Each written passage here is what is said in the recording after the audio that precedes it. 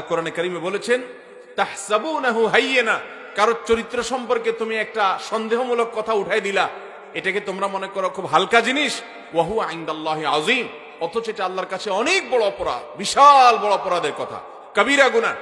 অতএব কোন স্বামী যদি তার স্ত্রীকে এভাবে টর্চার করে, সে কিয়ামতের ময়দানে আল্লাহর কাছে আসামি হয়ে দাঁড়াবে। তার আল্লাহর ভয় করা উচিত। তার কাছে সুস্পষ্ট প্রমাণ না থাকলে সে অহেতুক সন্দেহের বশে তার স্ত্রীকে কোনো অপবাদ দিতে পারবে না।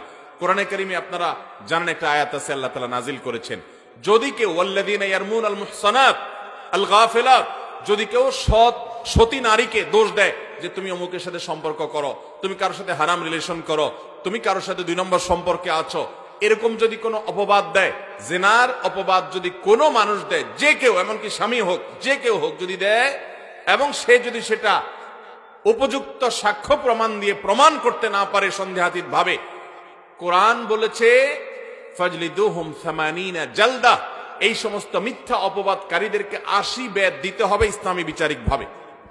কারণ একজন নারীর চরিত্র নিয়ে সে প্রশ্ন তুলেছে। ঠিক একই কথা কোন পুরুষের চরিত্র নিয়ে যদি কোনো স্বামী সন্দেহ করে, অনেক মহিলা আছে অযথাই তার স্বামীকে নিয়ে খোঁচাখুচি করে সন্দেহ করে, এরকম মিথ্যা অপবাদ যদি দেয় রীতিমতো যে তুমি জেনা লিপ্ত হয়েছো, তাহলে সেক্ষেত্রে 80 বেত দেওয়া হবে। শুধু 80 বেত নয়, তাদের সাক্ষ্য কোনোদিন আর কবুল করা হবে না, এবং তাদের উপর আল্লাহ লানত বর্ষিত হবে। কতগুলো জঘন্য কথা।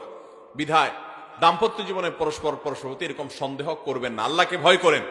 স্বামী স্ত্রীর মধ্যে সম্পর্ক নষ্ট করার জন্য ইবলিস এগুলো সাপ্লাই করে, আপনার ব্রেনটা নষ্ট করে।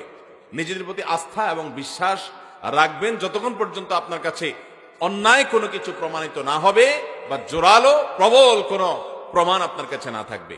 আল্লাহ তাআলা আমাদেরকে এই সমস্ত অন্যায় থেকে বেরিয়ে আসার তৌফিক দান করুন।